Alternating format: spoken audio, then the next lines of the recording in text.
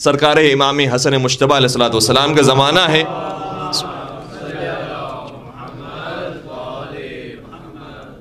ایک شامی آیا، سرکار امام حسن کا زمانہ ہے، ظاہر سی بات ہے آپ جانتے ہیں کہ شام میں حکومت کرنے والا کون ہے، اور اسی مغز کے ساتھ، اسی ذہنیت کے ساتھ وہ مدینے میں آیا ہے، اور ڈھونڈتا ڈھونڈتا آیا کہ علی کا گھر کہاں پر ہے.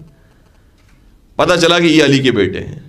جیسے علی کا بیٹا دکھائی دیا، جو کچھ اس کی زبان پر تھا کہنا شروع کیا، گالم گلوچ دی، فحش زبان استعمال کی. اور واقعاً جو فحش زبان ہوتی ہے، اب میں اس کو مزید نہیں کھول سکتا، لیکن ایسی زبان استعمال کی کہ جو عام طور پر آج کے زمانے میں دشمن بھی استعمال نہیں کرتا. امام حسن مجتبیٰ علیہ الصلوۃ والسلام کا صبر کا پہاڑ تھا، سنتے رہے، تحمل کرتے رہے، حلم کا پہاڑ تھے، سب صبر کرتے رہے. اور جب وہ اپنا سب کچھ کہہ چکا، کیونکہ امام جانتے تھے امام ہے طبیب، اور طبیب کبھی بھی مریض کے مرض کو دیکھ کر گھبراتا نہیں ہے، اس کے مرض کا علاج جانتا ہے. لہذا طبیب سمجھ گیا یہاں پر علاج یہ نہیں ہے کہ میں جو اس نے کہا ہے اس سے بڑھ کر اس کا جواب دوں، یہاں پر علاج یہ ہے کہ خاموشی اختیار کرو. لہذا جب وہ سب کچھ کہہ چکا، اب امام کی باری تھی، تو توقع یہ تھی کہ اس سے بڑے بڑے جملے ایسے سننے کو ملیں گے. امام نے فرمایا لگتا ہے کہ تو مدینے میں نیا آیا ہے، اگر تیرے پاس گھر نہیں ہے تو میرا گھر حاضر ہے، اگر تو بھوکا ہے تو میرے پاس کھانا ہے، میرے پاس دسترخوان بچھا ہے، تو آجا میرے دسترخوان پر بیٹھ جا. اگر تیرے کپڑے پھٹ گئے ہیں، پرانے ہو گئے ہیں، میرے پاس کپڑے موجود ہیں، میں کپڑے دینے کے لیے تیار ہوں. اور اگر تیرا کچھ دن کا یہاں پر قیام ہے تو میرا گھر تیرے لیے حاضر ہے. یعنی اس کے پیروں سے زمین نکل گئی، میں اسے کیا کہہ رہا ہوں، یہ مجھے کیا جواب دے رہا ہے. اور جب امام نے یہ انداز اختیار کیا تو قرآن کریم کی آیت کے مطابق وہی رزلٹ ملا جو قرآن نے کہا تھا، وہ تمہارا سب سے بڑا دشمن ہوگا لیکن دوست بن جائے گا. کہنے لگا کہ اے علی کے بیٹے، جب میں شام سے چلا تھا تو میری نگاہ میں تیرا باپ اور تو سب سے بڑے میرے دشمن تھے، لیکن اب میں جب تیرے پاس پہنچا ہوں تو میری نگاہ میں تو اور تیرے باپ سب سے بڑے دوست بن گئے.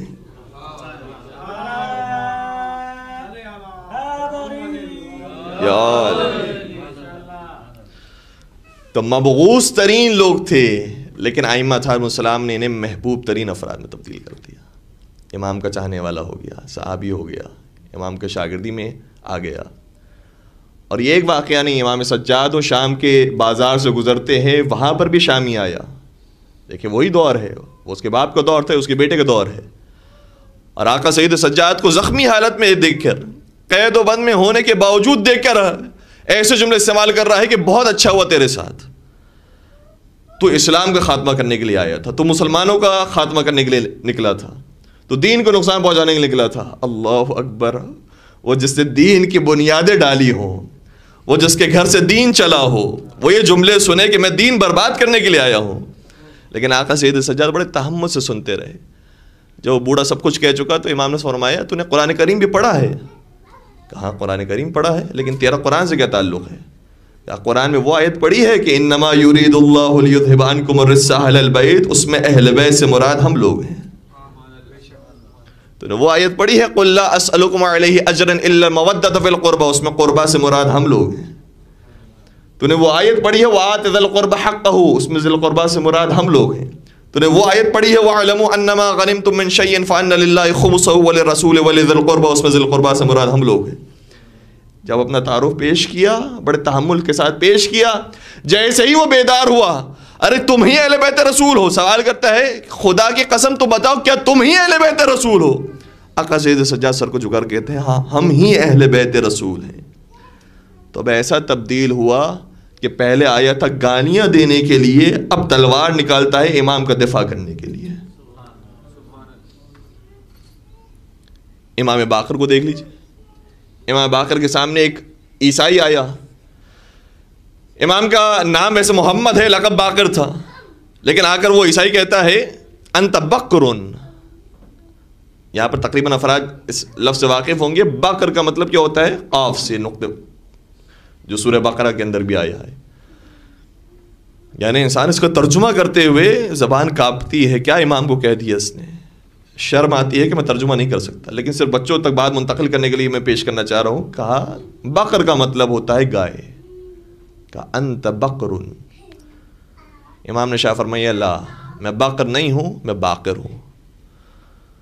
اچھا، جب اس سے محسوس کیا کہ اس پر کوئی خاص تبدیلی نہیں آ رہی، کوئی خاص فرق نہیں پڑ رہا، جملہ مزید سخت کیا کہ تو اس کا بیٹا ہے، یعنی تیری ماں وہ ہے جو روٹیاں لگاتی ہے. ایک برے شغل سے یاد کرنے کی کوشش کی. امام نے فرمایا روٹیاں پکانا کوئی بری بات نہیں. پھر اس سے بڑھ کر ایک اور ماں کی شان میں گستاخی کی، میں وہ بیان نہیں کر سکتا. اللہ اکبر. انسان اپنے بارے میں تو برداشت کر جاتا ہے، ماں باپ کے بارے میں، بالخصوص ماں کے بارے میں برداشت نہیں کر سکتا. امام نے اس گالی کے جواب میں کیا خوبصورت جملہ شاہ فرمایا، کہا کہ اگر تو سچ کہتا ہے تو خدا اس پر مغفرت نازل کرے، اسے معاف کر دے، اور اگر تو جھوٹ کہتا ہے تو خدا تیری مغفرت فرمائے، تجھے معاف کر دے.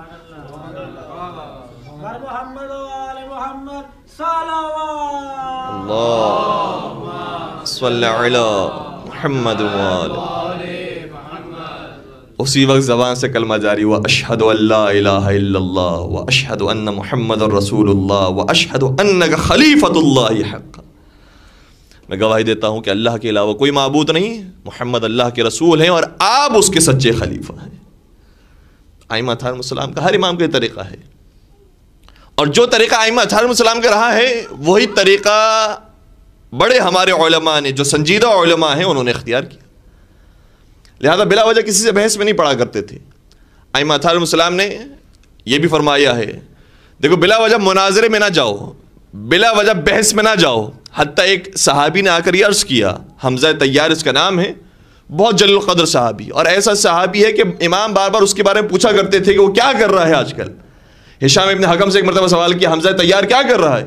کیا کہ وہ آپ کی تبلیغ کے اندر اور دین حق کی دفاع کے اندر مشغول ہے. امام نے فرمایا کہ خدا کی رحمتیں اس پر نازل ہو، کیونکہ حق بنتا ہے کہ وہ جس محنت اور جس ارادے کے ساتھ نکلا ہے وہ اپنے ارادے میں کامیاب ہوگا. حمزہ طیار ایک مرتبہ آیا امام کی خدمت میں، عرض کرنے لگا کہ فرزند رسول مجھ تک ایک خبر پہنچی ہے، ایک حدیث آپ کی طرف سے پہنچی ہے، کیا یہ حدیث صحیح ہے غلط ہے؟ کہ بلغنی انک کرہت مناظرۃ الناس، مجھ تک یہ اطلاع پہنچی ہے کہ آپ لوگوں سے مناظرے کو پسند نہیں کرتے، آپ نہیں چاہتے کہ ہم آپ کا مناظرہ، آپ کے دفاع کے اندر مناظرہ لوگوں سے کریں. امام نے کیا خوبصورت جملہ شاہ فرمایا. دیکھیں بعض لوگوں کو اس کا مطلب مناظرے سے منع فرمایا ہے، خود یہ خبر بتا رہی ہے کہ بعض لوگوں کو روکا تھا جس کے اندر صلاحیت نہیں ہے وہی کام نہ کرے. لیکن امام نے حمزہ طیار کی ظرفیت اور اس کی صلاحیت کو دیکھتے ہوئے ارشاد فرمایا، اے حمزہ طیار، لیکن میں پسند کرتا ہوں کہ تم جیسے لوگ مناظرہ کریں. کیوں؟ آگے وجہ بیان کی. کہا اس لیے کیونکہ جب تم زمین پر ہوتے ہو تو آسمان میں اپنی پرواز کو جانتے ہو، اور جب تم آسمان میں پرواز کر رہے ہوتے ہو تو زمین کو بھی جانتے ہو. یعنی تم اپنی حدود کو جانتے ہو، جذبات میں نہیں آ جاتے کہ جو زبان پر آ گیا وہ کہہ دیا. تمہیں اپنی حدود معلوم ہے، لہذا ایسے افراد کی جو بہت سمجھداری کے ساتھ جوابات دے سکیں، میں پسند کرتا ہوں کہ ایسے افراد مناظرہ کریں. تو حدود معلوم ہو تو بہترین چیز ہے. اسی طریقے سے ابن ابی العوجہ کے بارے میں روایت کی یہ جملہ یہ ہے، اور وہ خود یہ بیان کر رہا ہے، چھڑے سرکار ہی کا زمانہ ہے. آیا مسجد نبوی کے اندر، دیکھا کہ ایک گوشے کے اندر ابن ابی العوجہ یہ کام کر رہا تھا کہ وہ تقریر کر رہا ہے اور کفریات بک رہا ہے، شرک کی باتیں، الہاد کی باتیں، خدا کے انکار کی باتیں وہ اپنی تقریر میں کر رہا ہے. اس کے مقابلے میں جو امام کا صحابی ہے اس کا نام ہے مفضل بن عمر، وہ بھی جلیل القدر صحابی، بہت قریبی ساتھی، اور کئی سارے کام امام نے سونپے تھے مفضل ابن عمر کو. مفضل نے آ کر دیکھا کہ ابن ابی العوجہ خدا کا انکار کر رہا ہے، مسجد رسول کے اندر بیٹھ کر تقریر کر رہا ہے، لوگ سن رہے ہیں. کھڑا ہو گیا اپنے مقام سے اور اسی طریقے سے جذبات میں آ کر اسے جواب دیا کہ تو کافر ہو گیا ہے، تو مشرک ہو گیا ہے، تو نے یہ کر دیا، تو نے وہ کر دیا، اتنا انکار کر دیا. ابن ابی العوجہ نے کہا کہ اگر تو کوئی دانشمند ہے، تو کوئی دانشور ہے تو علمی دلائل لے کر آ، میں اس کا جواب دوں گا، اور اگر تو عام انسان ہے اور تیرے پاس علم اور دانش نہیں ہے تو بہتر ہے کہ تو خاموش ہو جا. اور پھر تیسری بات کی جو بڑی خطرناک بات ہے جو ہم سب کے لیے ہے، اور کہا کہ اچھا اگر نہ تو دانشور ہے، نہ تو جاہل اور عام عوام ہے، بلکہ تو امام صادق کا اگر پیروکار ہے تو ویسے ہی عمل کر جیسے امام صادق عمل کرتے ہیں. کہنے لگا کہ امام صادق کس طرح سے رفتار کرتے ہیں تیرے ساتھ؟ کہ ہم نے اس سے زیادہ بڑی بڑی باتیں امام صادق کے سامنے کہی ہیں. جو تم سن رہا ہے اس سے بڑی بڑی باتیں ہم نے ان کے سامنے کہی ہے، لیکن تیرے امام ایسے تحمل کے ساتھ سنتے تھے کہ ہمیں یہ یقین ہونے لگتا تھا کہ جیسے وہ ہمارے دلائل سے قائل ہو گئے ہیں اور ہمارے استدلال کو انہوں نے قبول کر لیا ہے، اور ہمیں یقین ہو جاتا تھا کہ اب تیرے امام کے پاس کوئی جواب نہیں ہوگا. لیکن جب ہماری بات ختم ہوتی تھی تو امام صادق مختصر جملوں کے ذریعے ایسے علم کے سمندر کو جاری کرتے تھے کہ ہماری ساری دلیلوں پر پانی پھر جاتا تھا. کہ اگر تو امام صادق کا پیروکار ہے تو ان کی تقلید کر، ان کی پیروی کر جیسے وہ چلا کرتے تھے. تو ائمہ اطہار السلام نے الحمدللہ ہمیں طریقہ سکھایا ہے کہ بڑے تحمل کے ساتھ سامنے والی کی بات کو سن کر جواب دیا جائے، اور ضروری نہیں کہ یہ جواب ہمیشہ علمی جواب ہو.